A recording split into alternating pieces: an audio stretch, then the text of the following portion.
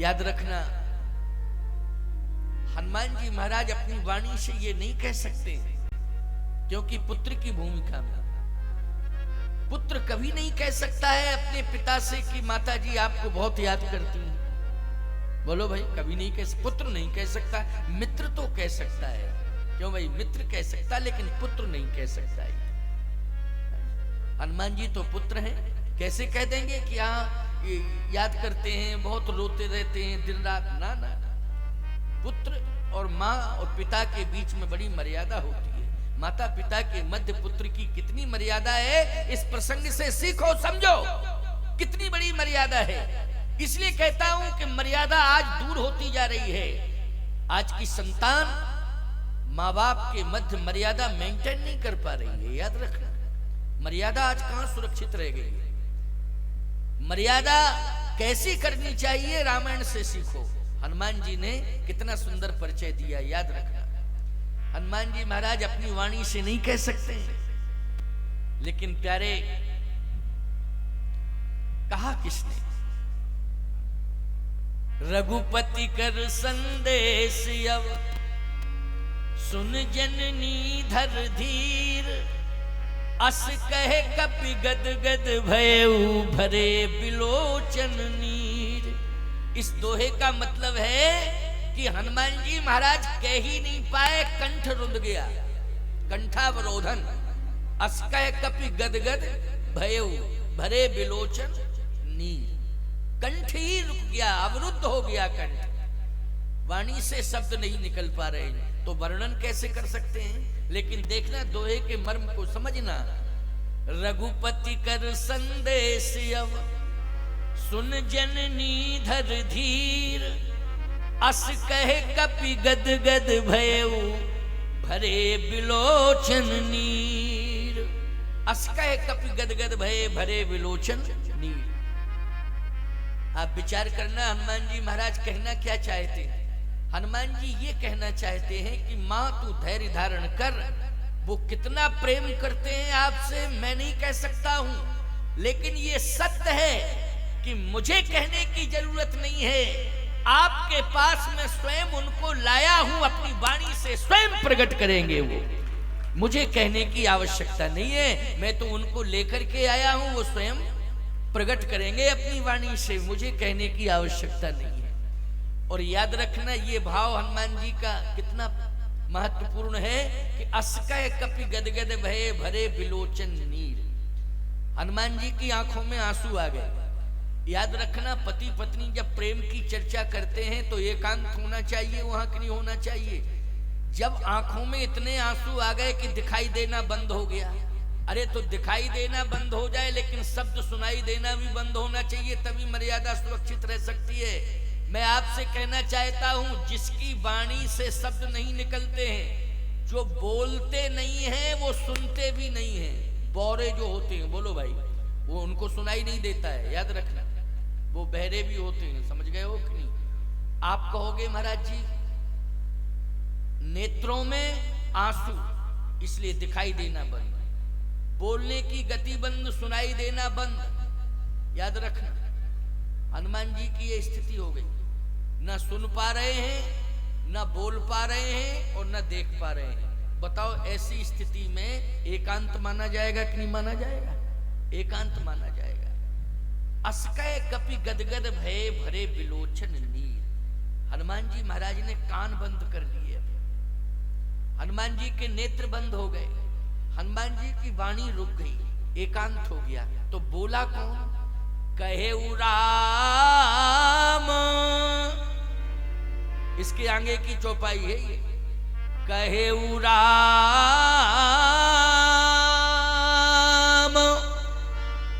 वियोग तब सीता, मोह कहूं सकल भयउ विपरीता। तो प्रेम कर मम अरु तोरा, ओ जानत प्रिया एक मन मोरा। ये हनुमान जी की वाणी नहीं है, ये स्वयं श्री जानकी जी की वाणी है, सीता जी की वाणी। किसकी वाणी है? सीता जी। किसकी वाणी? राम जी की वाणी, सीता जी की वाणी। राम एक ही बात है, इसमें अंतर गिरा अर्थ जल बीच सम कहियत भिन्न न भिन्न बंदो सीता राम पद जिन्हें परम प्रिय खिन्न। जो राम है वही सीता है, जो सीता है वही राम है, अंतर कुछ नहीं है। लेकिन चलिए दो स्वरूप यहाँ प्रकट हैं। हनुमान जी ने अपना हृदय फाड़ दिया, उसी में श्री राम जी बैठे थे, तो डायरेक्ट श्री राम जी अपनी वाणी से प्रसारित कर रहे हैं। और कौन सुन रही है? भगवती श्री जानकी जी, सीता जी सुन रही है। सीता जी सुन रही हैं, अच्छा दर्शन भी कर रही हैं। बोलो भाई, दर्शन कर रही हैं कि नहीं? जब हृदय में, हनुमान जी के हृदय में बैठे हैं प्रभु राम, तो फिर दर्शन किसको हो रहा है? सीता जी को हो रहा, सामने बैठी है। अच्छा, भगवान श्री राम ने एक बात और कह दी, क्या? तत्व प्रेम कर मम यरु तोरा, और जानत प्रिया एक मन मोरा, सो मन सदा रहत तोहि पाही, और जान प्रीति रस इतने माही। यहां जानत प्रिया एक मन मोरा, याद रखना, श्री जानकी जी को भगवान श्री राम एकांत में प्रिया कह के ही संबोधित करते थे। एकांत में क्या कहते थे? जब भी संबोधित करते थे श्री जानकी जी को तो प्रिया कहते थे। इसका प्रमाण है, क्या प्रमाण है? जल को गए हैं लखन लरिका, परखों पिए छाए घड़ी के ठाड़े। लक्ष्मण जी जैसे ही जल लेने के लिए चले गए, भगवान राम के लिए, श्री जानकी जी के लिए जल लेने के लिए लक्ष्मण जी गए। अब लक्ष्मण जी जब दूर हो गए तो केवल भगवान राम और श्री जानकी जी दो ही रहे। उस समय भगवान श्री राम ने प्रिया कह करके संबोधित किया है, सुनहु प्रिया व्रत रुचिर सुशीला, ओ मैं कछु करव ललित नरलीला। ईमानदारी के साथ बताओ, ये प्रिया कह करके संबोधित किया है एकांत में भगवान राम ने, किसको? श्री जानकी जी को। इससे सिद्ध हो गया कि नहीं? एकांत में क्या कहते हैं? प्रिया कहते हैं। ये प्रिया शब्द जो है भगवान श्री राम का विशेष है। जब भी संबोधित करेंगे एकांत में तब सीता जी को प्रिया ही कहेंगे। अच्छा भैया, एक बात और, पति को ही अधिकार है कि अपनी पत्नी को प्रिया कह सकता है, और किसी को अधिकार नहीं। किसको अधिकार है? केवल पति को अधिकार है कि पत्नी का नाम कुछ भी हो, लेकिन वो अपनी पत्नी से प्रिया कह के संबोधित कर सकता है। परंतु कब कह सकता है प्रिया?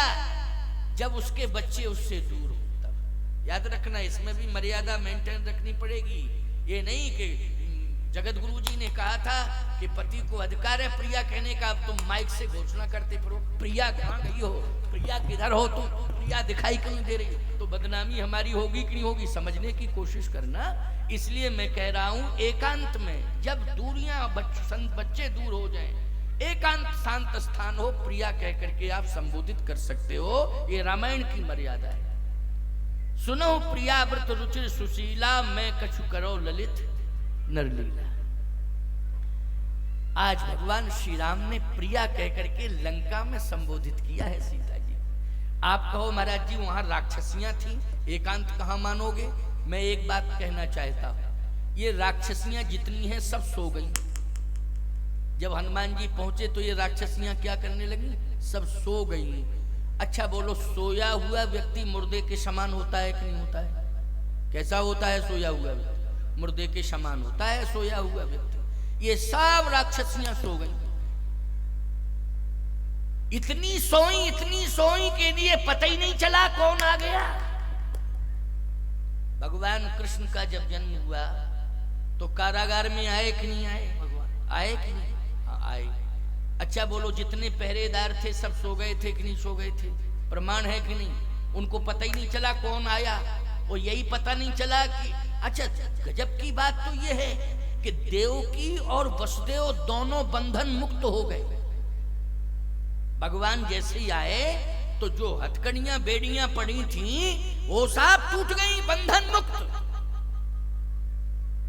लेकिन याद रखना, बड़ा सुंदर भाव है, दे रहा हूं, याद आ गया श्रीमद् भागवत ग्रंथ को देख करके, दर्शन करके भाव याद आ गया। भागवत में आपने सुना होगा या नहीं सुना होगा ये मैं नहीं कह सकता हूं, मुझे स्मरण हो आया इसलिए मैं कह रहा हूं। भगवान जैसे प्रकट हुए, पहरेदार सब सो गए। जैसे सोए तो भगवान का दर्शन हुआ देव की वसुदेव को। जैसे दर्शन हुआ, हथकड़ियां पड़ी हैं, बेड़ियां हथकड़ियां पड़ी हैं। भगवान ने कहा मुझे यहां से ले जाओ, मुझे ले जाओ यहां से। आपकी श्रद्धा, आपकी साधना, आपकी उपासना उसने मुझे खींच लिया, मैं आ गया, लेकिन अब मुझे यहां से ले जाओ, नहीं तो लीला विफल हो जाएगी। वसुदेव जी ने कहा बंधन में बंधा हूं, कैसे ले जाऊं? भाई बंधन में बंधा हूं, हथकड़ियां बेड़ियां पड़ी हो, वो व्यक्ति आगे कहां बढ़ सकता है? लेकिन मेरी समझ में एक बात नहीं आ रही। वसुदेव जी ने कहा कि अगर भगवान हो तो बंधन मुक्त क्यों नहीं हो रहा हो? अगर आप प्रकट हुए हो, भगवान हो, तो बंधन मुक्त होना चाहिए, क्योंकि भगवान का दर्शन हो जाए तो जीव बंधन मुक्त हो जाता है कि नहीं हो जाता है। लेकिन आप खड़े हो, दर्शन दे रहे हो और कह रहे हो कि मुझे ले जाओ यहां से, ले जाओ। ले कैसे जाऊं? बंधन में बंधा हूं। लेकिन कैसे भगवान हो कि दर्शन भी हो रहा है फिर भी बंधन में बंधा हूं? बंधन मुक्त होना चाहिए। भगवान ने कहा बहुत महत्वपूर्ण बात कही, तुम भक्त हो, क्योंकि मुझे भगवान मान रहे हो तो क्या हो? तुम भक्त हो।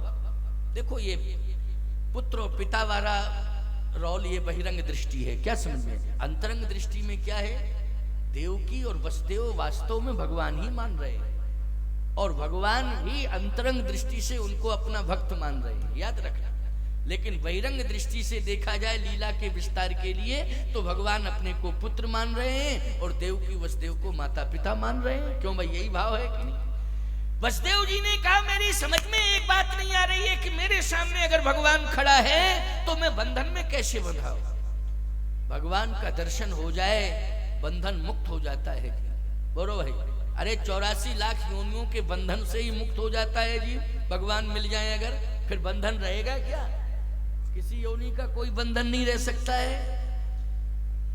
भगवान ने कहा कमी आप में है। कैसे? शर्त रहती है, मैं जीव को बंधन मुक्त तब करता हूं जब वो मुझे शिरोधार्य कर लेता है। समझ गए हो कि नहीं?